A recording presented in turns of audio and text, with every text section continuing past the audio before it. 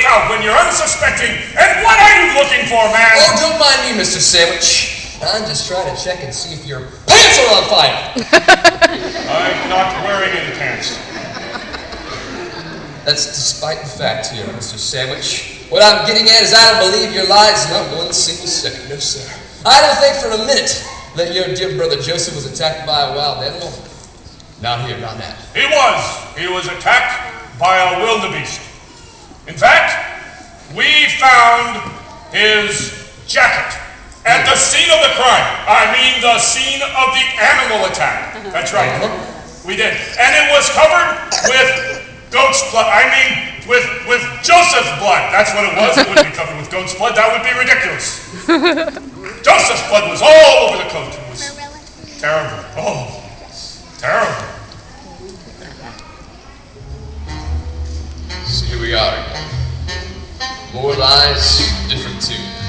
That guy over there, Mr. Sandwich, he's playing more tunes and changing up more than Kelly Pickler singing a song without a tuner.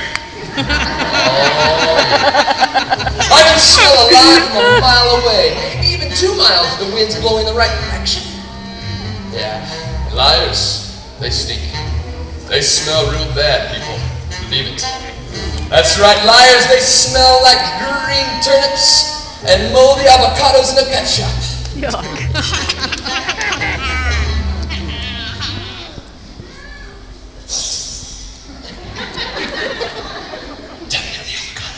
Look, I'm telling you, Joseph was killed by a wildebeest. You can ask anyone. Oh yeah, well maybe I will. Seriously, guys, she's not budging at all. I'm not sure what to do. It's Joseph. Was he really attacked and eaten by a wild beast? Is that? No.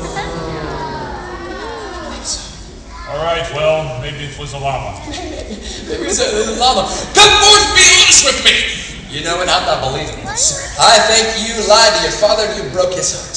I think you broke his heart and then you stomped on it like a professional wrestler.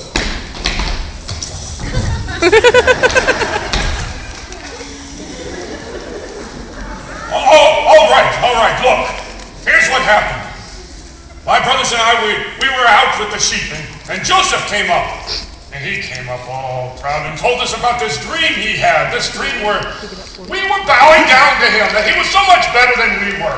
Well, it made me mad. It made us all mad. We didn't kill him. I sure didn't want to kill him. I convinced my brothers to take Joseph and throw him down in this well. And then I was going to come back later and get him out. But when I was gone, my brothers sold him into slavery. It wasn't my fault. I didn't do anything wrong. I was trying to save him. Right, Mr. Sandwich. Let me tell you something right now. I'm no fool. I'm a professional. In fact, if I had a nickel for every time that story happened in my life, I'd be 5 nickels short of the quarter. Look, I'm telling the truth. Honest. Truth? Honest? I don't think you can know what those words mean. No, sir. Here's what I think. I think that you were so upset that your father loved your brother Joseph more than you, and he loved your brother more than you. And so you decided to cover it up by telling a sweet little lie to break your father's heart and make him cry like a baby. I'm sorry. You killed your brother, didn't you? No, I didn't kill him. I didn't kill him. You didn't? No, I didn't. He's fine. I didn't kill him. Yes, you did. No, I didn't. Did. No, I didn't kill him. He's fine. We just saw. He's alive. He's living in Egypt. We just saw him the last time we were there. Wait a minute. I thought you said he was dead. Not anymore. That changes the story, doesn't it? He's fine. He's doing quite well. He's right? in Egypt. Yes. Let's see. Are you gonna throw me in jail now? That may be the typical mean of punishment, but we believe in second chances and third chances. We believe in forgiveness, and I think you deserve that opportunity. Oh yes, Sandwich. I believe you'll have the chance to face the person you hurt the most, to set the record straight. Who? Your father. No, that's out. No, Don't want to do that. No, couldn't do that. Can't do what, son? Dad? What's this all about? You don't have to shout. I might be old, but I'm not dead. Yes, well, Wow, look at the time. Can't talk now, Dad. Gotta go. Go away! Easy, Mr. Sandwich. I think you've done enough running for once. It's time to let the cat out of the bag. Son, you have the cat in a bag again. How many times have I told you they do not like that? Look, Dad. Funny thing. Remember that time we were all gathered around the campfire? And, well, I told you that your favorite son, Joseph, had been killed by a wild beast. Well, I kind of made that part up. What? Yeah, well, he's actually not dead. He's living in Egypt, and he's fine. He's alive. Isn't that great news? He's alive? Yes, he's My alive. son Joseph is alive? Yes, good news. That is wonderful! Yes. You mean you're not mad? Of course I'm mad. All these years I have thought that my son was eaten by a wild animal, all because you lied to me. To me, your father. Who would do such a thing? Guys, actually, if I may, it just kind of came to my mind. I was reminded of this other guy in the Bible, and it's God's word, it's truth, so it's got to be a true story. And this guy, he actually decided to clothe himself with goat skin and hair. Yeah, that's right. He did that, put it on his face, put it on his arms, so that way he could deceive his blind father into receiving his older brother's inheritance. Well, that's terrible. Yeah, I know. Here's the deal, guys. If you tell a lie, whether or not you confess now or you wait till later, the truth always prevails and always comes to the surface.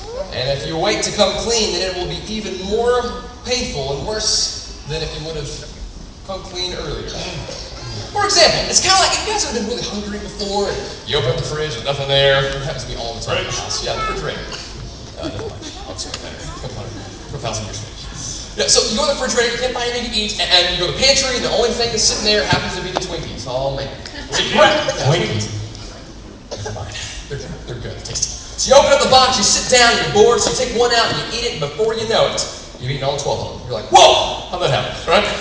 Well, when you're eating one of them, it didn't seem like such a bad deal, but then once you ate all the whole box, it became even more difficult than before. You know, your stomach's like, gosh, what are you doing to me? And you're like, sorry. Like those goat intestines. Yeah. Yeah. Oh, boy. Those were Exactly. Yeah, that makes sense. Same thing with lying. If you keep lying, it builds up and builds up, and becomes like a web that traps you.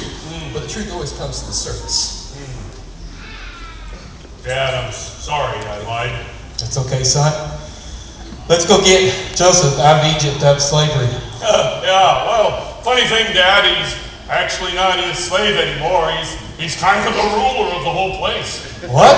What else haven't you been telling me? Oh, nothing, I promise. I mean, I can't handle any more of this. So, truth was told, rose to the surface. And throughout this story, I learned a whole lot more than I did as well. There's two things, though, that I'll definitely walk away with. Number one, never name your kid after a sandwich. Number two, don't lie to the people you care about the most or anyone else, because you'll always experience the pain and you'll inflict pain on others. Here's what I mean. Be honest. Be truthful. And when you're not telling the truth, you end up hurting the people you care about the most, and yes, that is our bottom line for this weekend. I would like for you to say after me. When you're not truthful, I don't know what in the world that was about. We're going to try that again. When you're not